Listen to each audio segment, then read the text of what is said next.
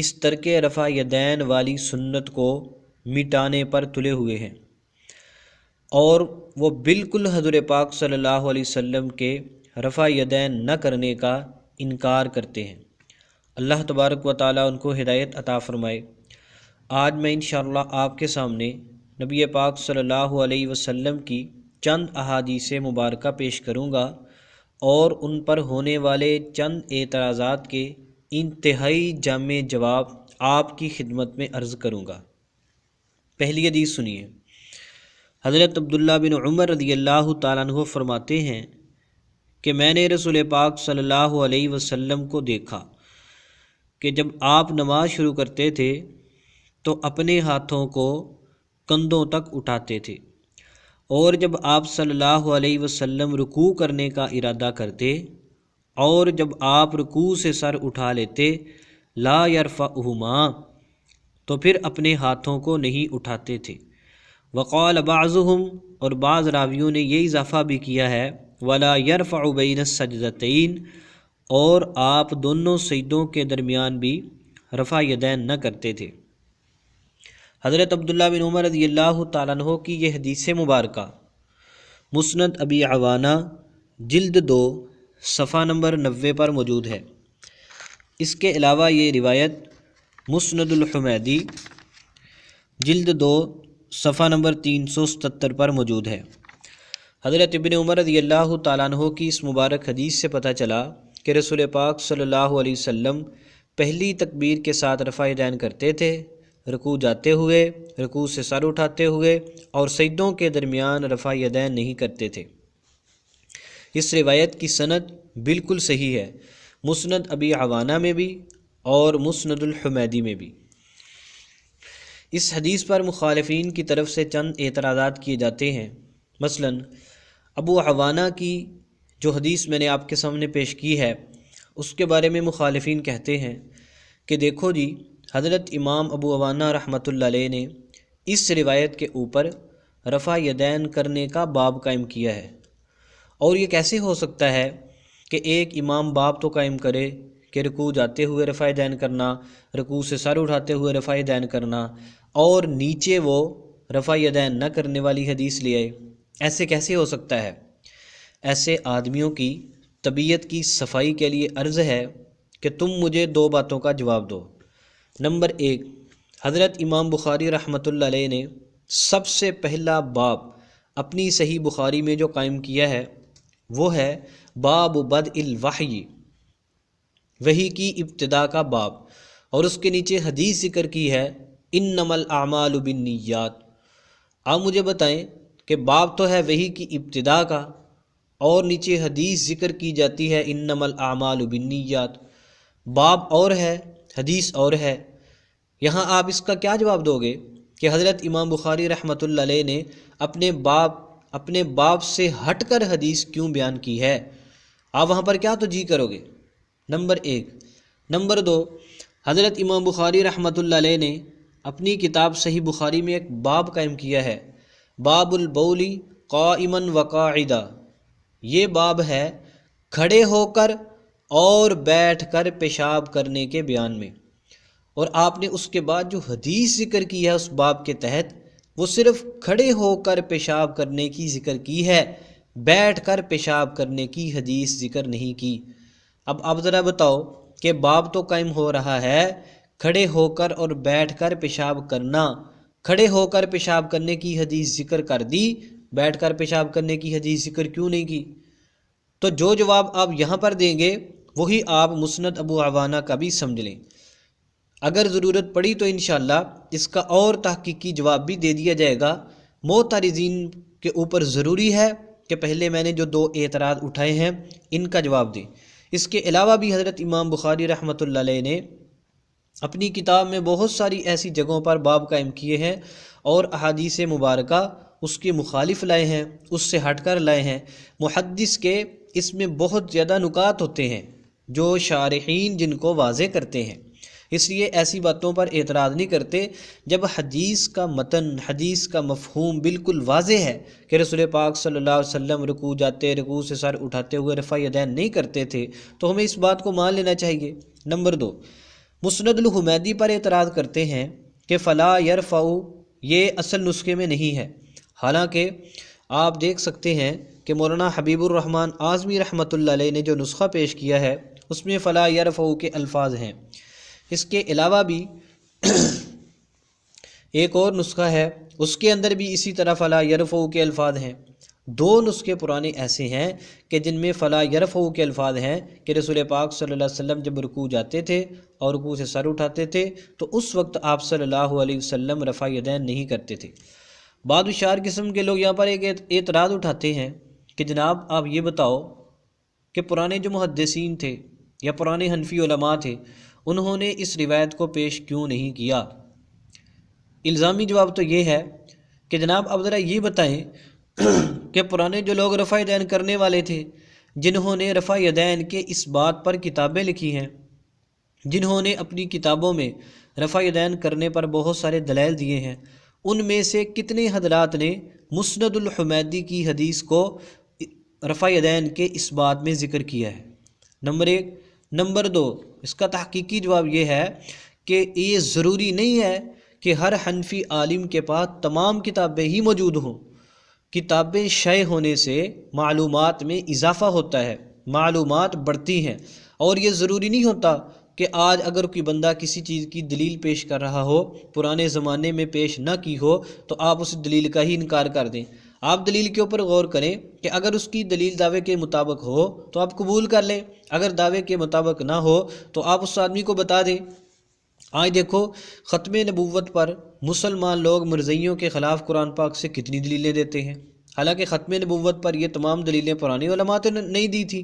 اگر کوئی مرزائی یہ کہہ دے کہ تم اس حدیث سے جو آیت سے یا حدیث سے ختم نبوت ثابت کرتے ہو پرانے محدثین نے تو کی نہیں ہے، تم کیوں کرتے ہو، تو پھر تم وہاں پر کیا جواب دو گے؟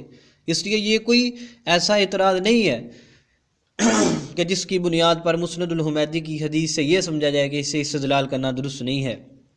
اور ایک تیسری بات بھی آپ ذرا سنیں کہ یہ مسند الحمیدی کی جو روایت ہے یہ حضرت امام حمیدی امام بخاری رحمۃ اللہ علیہ کے استاد ہیں۔ اگر یہ رفع یدین کے اس بات میں حدیث ہوتی تو حضرت امام بخاری رحمۃ اللہ علیہ اس کو اپنی کتاب صحیح بخاری میں ضرور ذکر کرتے، کیوں کہ حضرت امام بخاری رحمۃ اللہ علیہ اپنے استاد حمیدی کی حدیث کو بہت ترجیح دیتے تھے، اور حضرت امام بخاری رحمۃ اللہ علیہ نے صحیح بخاری میں قطعاً اس حدیث پاک کو ذکر نہیں کیا۔ اور یہ بھی اس بات کی واضح دلیل ہے کہ مسند الحمیدی کی یہ حدیث ترک رفع یدین پر ہے، رفع یدین کے اس بات پر نہیں ہے۔ نمبر دو، حضرت عبداللہ بن مسعود رضی اللہ تعالیٰ عنہ کی مشہور روایت۔ حضرت علقمہ فرماتے ہیں کہ ایک دن حضرت عبداللہ بن مسعود رضی اللہ تعالیٰ عنہ نے فرمایا کہ کیا میں تمہیں نبی پاک صلی اللہ علیہ وسلم کی نماز کی طرح کی نماز پڑھ کر نہ دکھاؤں؟ پھر آپ رضی اللہ تعالیٰ عنہ نے نماز پڑھی اور پہلی تکبیر کے علاوہ رفع یدین نہیں کیا۔ یہ حدیث مبارکہ مختلف کتابوں میں موجود ہے اور الفاظ کا تھوڑا بہت اختلاف بھی ہے، لیکن اس کا خلاصہ یہی ہے۔ بعض جگہوں پر ہے نہیں رفع یدین کیا مگر پہلی مرتبہ، پھر دوبارہ نہیں کیا، اور بعد میں ہے کہ نہیں رفع یدین کیا مگر صرف پہلی تکبیر میں۔ اب دیکھو کہ حضرت عبداللہ بن مسعود رضی اللہ تعالیٰ عنہ یہ نہیں فرما رہے کہ رسول پاک صلی اللہ علیہ وسلم پہلی تکبیر کے علاوہ رفع یدین نہیں کرتے تھے، بلکہ آپ فرما رہے ہیں کہ یہ رسول پاک صلی اللہ علیہ وسلم کی نماز ہے، یعنی آپ صلی اللہ علیہ وسلم اسی طرح نماز پڑھتے تھے۔ کس طرح؟ پہلی تکبیر کے علاوہ رفع یدین نہیں کرتے تھے۔ اس حدیث مبارکہ کو بے شمار محدثین نے صحیح قرار دیا ہے۔ مثلاً چند حوالے میں آپ کے سامنے پیش کر دیتا ہوں۔ حضرت امام ترمذی رحمۃ اللہ علیہ نے فرمایا کہ یہ حدیث حسن صحیح ہے۔ یاد رکھیں کہ عام نسخوں میں حسن ہے اور صحیح نسخے میں حسن صحیح کے الفاظ ہیں، جیسا کہ علامہ احمد شاکر نے شرح ترمذی میں لکھا ہے۔ نمبر دو، حضرت امام طحاوی رحمۃ اللہ علیہ نے شرح معانی الاثار میں لکھا ہے اس کی سند متصل ہے۔ نمبر تین، امام دارقطنی رحمۃ اللہ علیہ نے فرمایا اس کی سند صحیح ہے۔ نمبر چار، امام ابن القطان رحمۃ اللہ علیہ نے فرمایا کہ یہ حدیث صحیح ہے۔ ان دو حضرات نے جو ہلکا سا اس حدیث کے آخر کے جملے پہ اعتراض کیا ہے، علامہ ابن حجر عسقلانی رحمۃ اللہ علیہ نے الدرایہ میں اس کا جواب دے دیا ہے۔ اس کے بعد نمبر پانچ، علامہ ابن حزم رحمۃ اللہ علیہ فرماتے ہیں کہ یہ حدیث بالکل صحیح ہے۔ نمبر 6، علامہ ابن ترکمانی رحمۃ اللہ علیہ فرماتے ہیں کہ یہ حدیث مسلم کی شرط کے مطابق صحیح ہے، الجوہر النقی۔ علامہ جمال الدین ذیلی رحمۃ اللہ علیہ نے فرمایا کہ یہ حدیث صحیح ہے، نسب الرایا۔ علامہ ابن دقیق العید رحمۃ اللہ علیہ نے فرمایا کہ اس حدیث کا مدار عاصم بن کلیب پر ہے اور وہ ثقہ ہے، لہذا ان کے نزدیک بھی یہ روایت صحیح ہے۔ علامہ مغلطائی رحمۃ اللہ علیہ نے فرمایا کہ اس حدیث کا مدار عاصم بن کلیب پر ہے اور وہ ثقہ ہے، تو معلوم ہوا کہ علامہ مغلطائی رحمۃ اللہ علیہ کے نزدیک بھی یہ روایت صحیح ہے۔ شرح ابن ماجہ، علامہ مغلطائی۔ علامہ بدر الدین عینی رحمۃ اللہ علیہ نے شرح ابو داود میں اس روایت کو صحیح قرار دیا ہے۔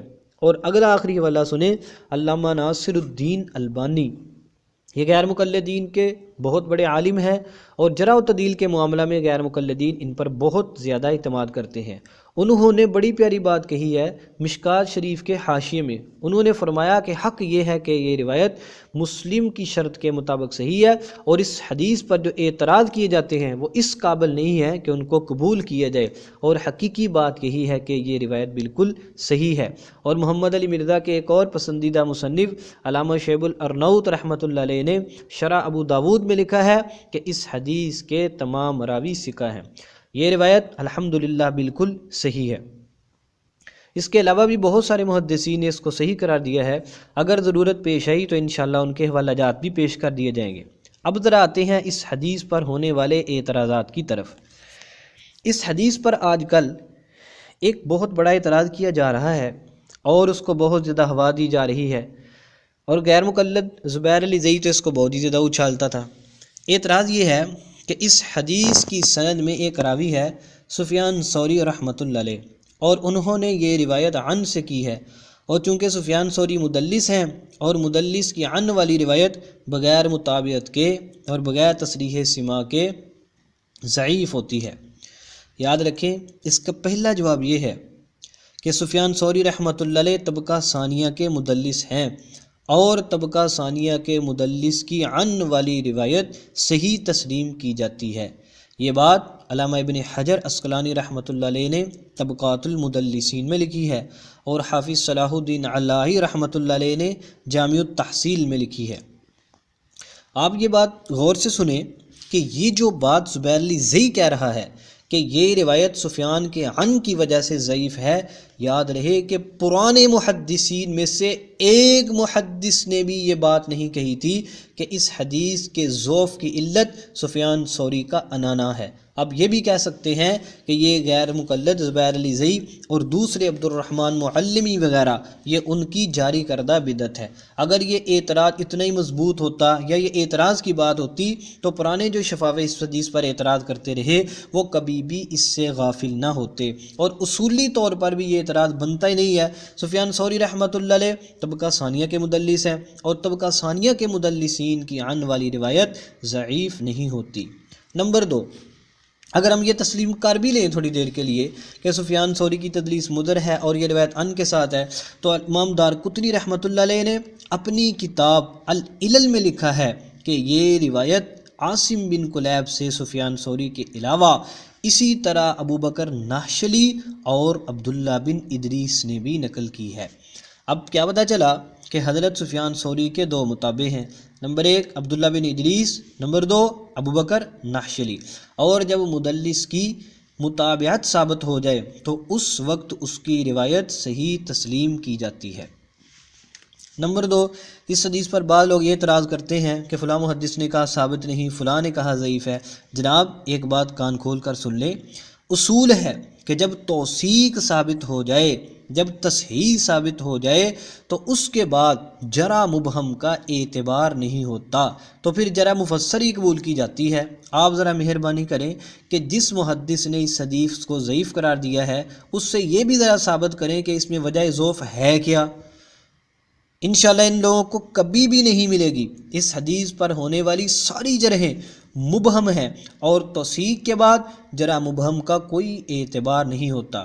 اس حدیث کے سارے راوی ثقہ ہیں، سند متصل ہے، اور بہت سارے محدثین اس کو صحیح قرار دے چکے ہیں، اس لیے جرح مبہم کا کوئی اعتبار نہیں۔ اور خلاصہ کیا نکلا کہ حضرت عبداللہ بن مسعود رضی اللہ تعالیٰ عنہ کی یہ روایت بالکل صحیح ہے۔ اس سے کیا پتہ چلا کہ نبی پاک صلی اللہ علیہ وسلم پہلی تکبیر کے علاوہ رفع یدین نہیں